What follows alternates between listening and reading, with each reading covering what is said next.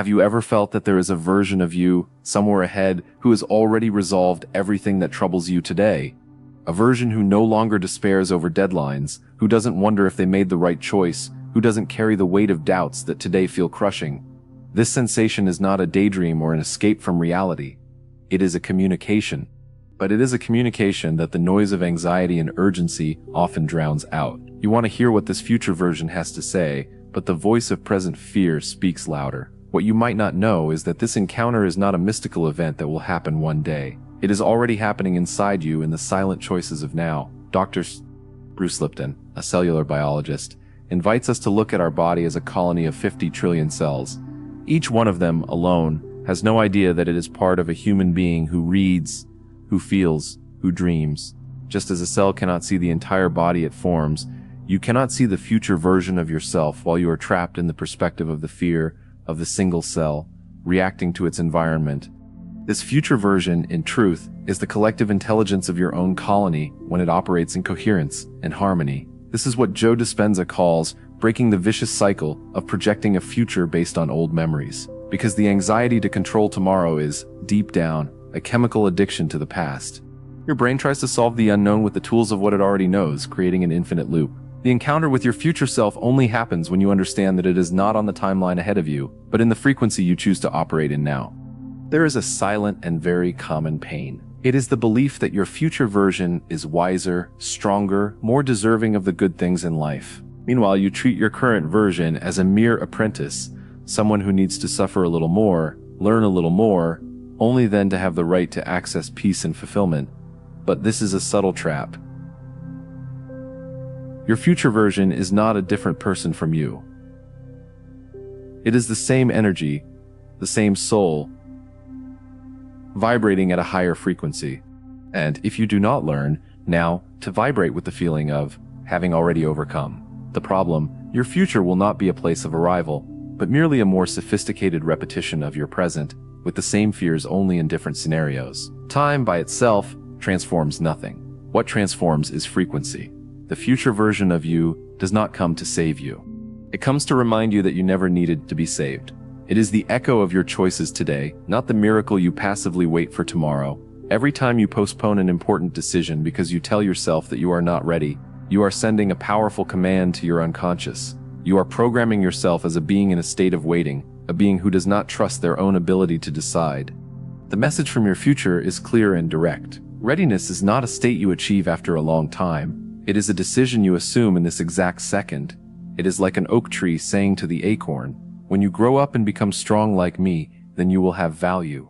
The oak does not realize that it is the acorn that, one day, stopped waiting and decided to break its own shell, risking itself in the darkness of the soil, with no guarantee that it would ever see the light. When you desperately try to connect with your future version, you are, in fact, operating from the fear of your current version. It is the ego, the part of you that feels small and vulnerable, trying to negotiate with something it perceives as greater and divine. It is an attempt to control the uncontrollable. And what the future which you so long to access most needs to reveal itself is precisely the opposite of control. It is surrender. Dr. Bruce Lipton explains, through cellular biology, that fear activates the body's protection system. The cell membrane closes, preventing the exchange of information with the environment. In practical terms, your anxiety is your body in a state of defense. And to hear the message from your future version, which operates in a field of growth and expansion, you need your body not to be in defense. The message does not arrive where fear is installed as a permanent tenant. This is why many people who consider themselves spiritual fall into a performative trap. They seek the future version of themselves as a refuge, an escape from the present, while keeping the body and mind in a state of alert, urgency, and constant dissatisfaction. It is a profound dissonance. You vibrate the feeling of danger and expect to receive the wisdom of peace. The greatest mistake, the most invisible of all, is trying to use your future version as a tool to solve your present problems. It is not a tool, it is a state of being. And this state is not achieved through effort, through exhaustive repetition of affirmations, or through forced visualizations. It is achieved through permission. You do not force a flower to bloom by pulling its petals. You create the conditions for it to do so by itself. Silence, that space between the obsessive question and the answer you try to force, is the true portal. It is in that void where the mind quiets down that the frequency of your future finds the crack to settle in.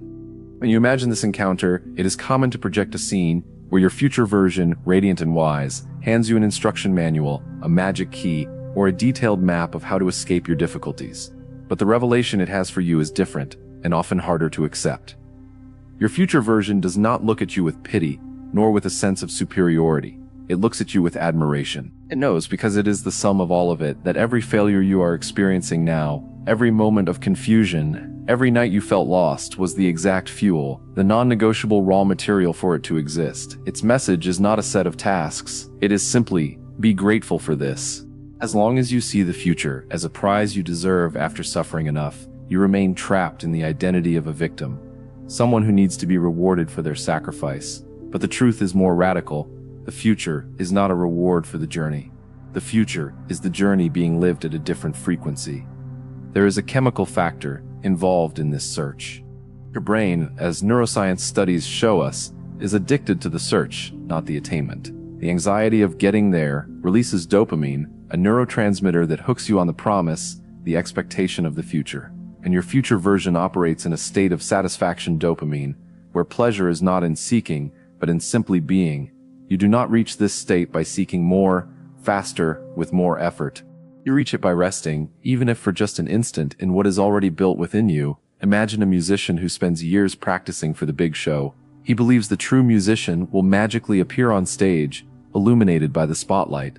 What he does not realize is that the musician he seeks was already there, in the silent hours of practice, in the quiet discipline, in the imperfection overcome, in the insistence of a rainy Tuesday rehearsal. The stage does not create the musician creates the stage. In the same way, the future does not create you.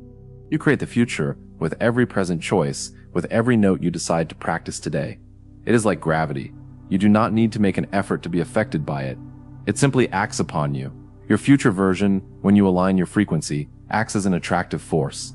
It is not something you need to climb to reach. It is something you allow to reach you by becoming magnetically coherent with it. Often, the message from your future does not arrive as a soft, clear voice, like an angelic whisper in the midst of meditation. It arrives in a way that most of us try to suppress, as a deep discomfort. It is that dissatisfaction that cannot be silenced by distractions, that feeling that you are tolerating something you should no longer tolerate. This discomfort is not a punishment. It is your future version nudging your current version, saying, "This is no longer your place, get out of here." It is the frequency of déjà vu, those moments of silence when you feel you have already lived that situation or that you instinctively know what to do. These are temporal cracks, instants when your consciousness aligns with the timeline where the decision has already been made. It is your future version whispering, "You already know the answer, trust what you feel, not what you think."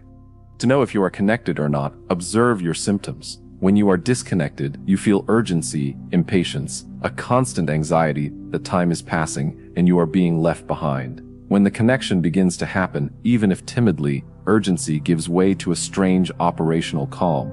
You still act, but without that desperation that the result depends solely on you, without that tightness in your chest. It is as if you know the result is already guaranteed, and your function now is simply to walk. Many people confuse these signs with the need to be more positive. They mask fear with empty affirmations, forcing a smile while their whole body screams in alert. The most authentic sign of connection is not a forced smile. It is the ability to be at peace with the question, even without having the immediate answer. It is a trust that does not need to prove itself. To train this listening, there is a simple technique. Before sleeping, in that drowsy state where the critical mind diminishes and the subconscious becomes more receptive, ask 3 questions to your future version. Ask, what do I need to stop tolerating? What do I already know, but pretend I don't? Who do I need to become so that my peace does not depend on anything external? And then, be silent. Do not expect answers in words. They will come as sensations, images, or subtle insights the next day. The communication already exists. What is often missing is the right question and the silence to listen. Dr. Bruce Lipton brought us one of the most liberating discoveries of modern science, that most of our time, about 95%, we live on the autopilot of the subconscious, and this subconscious largely was programmed in the first 7 years of life, absorbing the beliefs, fears, and patterns of our caregivers and the surrounding environment. This means that without conscious work, you are not building an unprecedented future. You are simply repeating the biography of your childhood, projecting yesterday's dramas onto today's scenario. The future you so fear or so desire may, in fact, be your past wearing different clothes. And here comes the power of epigenetics, also explained by Lipton. You are not a victim of your genes or your past. You have the power to reprogram your biology through your perceptions. Your future version is not a genetic promise that will automatically unfold over time. It is an epigenetic choice. It exists the moment you decide to interpret the world not through the lens of fear you learned in childhood, but through the lens of possibility you choose now. As long as you believe the problem is out there, in the job, in the relationship, in the lack of money, you hand over control of your future to the environment. The great power you waste, often unknowingly, is understanding that the environment does not change until you change the frequency with which you perceive it. Your future is not in a better place, with better people, with better circumstances. It is in a better version of you, a version capable of transforming any place where it is. And for this, it is essential to understand the coherence factor. Joe Dispenza speaks about the importance of the heart and brain operating at the same frequency. When you desire something with your mind, with logic, but feel the opposite in your heart, like fear, unworthiness, or distrust, you create an energetic short circuit. It is an internal battlefield. Your future version can only manifest when there is coherence, when your intention and your emotion are aligned, moving in the same direction. It is in this alignment that the quantum field, the field of infinite possibilities, opens up for you. You are the gardener and the soil at the same time. For a long time, you tried to plant future flowers in the acidic soil of the past, watering them with the water of doubt. The future version of you does not ask you to plant more flowers with more force. It asks you to prepare the soil, to remove the stones of limiting beliefs, to restore the pH of your emotional field, nurturing it with compassion for yourself. When the soil is healthy, the flowers do not need to be forced. They bloom by nature. The final message your future version has for you is simple, but it is devastating for the ego, which often needs drama and a long journey of suffering to feel alive. The message is, you already are what you came to seek. You just haven't given yourself permission to believe it yet. Dr. Bruce Lipton helps us understand this with the metaphor of the body. If a single cell in your heart decided to stop beating because it couldn't see the entire body it forms, you would collapse. Your future version is not a distant prize, a reward at the end of the line. It is the collective intelligence of all your cells, all your thoughts, all your emotions, vibrating in unison in a single song. When you align a single cell, meaning when you align a single choice, a single belief, you are not waiting for the future. You are building the energetic field that will make it inevitable. And here comes the practical wisdom of Neville Goddard, who teaches us that the future is not a place you go to, but a state you occupy now through your imagination. The encounter with your future version happens at the exact moment you stop imagining the worst that could happen and begin to feel, in your body now, the sensation of relief, of peace, of gratitude for the problem that has already been resolved. Your future version is not a distant being. It is you, taking control of the only thing you can truly govern in this universe, your consciousness. So, do not wait any longer for a grand encounter. It will not happen in a mystical flash or in a dramatic external change. It happens now, in the quietude of a minute of silence. It happens in the choice to trust your own rhythm, without comparing yourself to anyone else's journey. It happens in the decision to honor who you are today, with your pains and your doubts, as the only possible and sacred path to who you will be tomorrow. The door has always been open. The future is not a place to arrive at. It is a call to listen, and it is whispering, at this very moment, from inside you.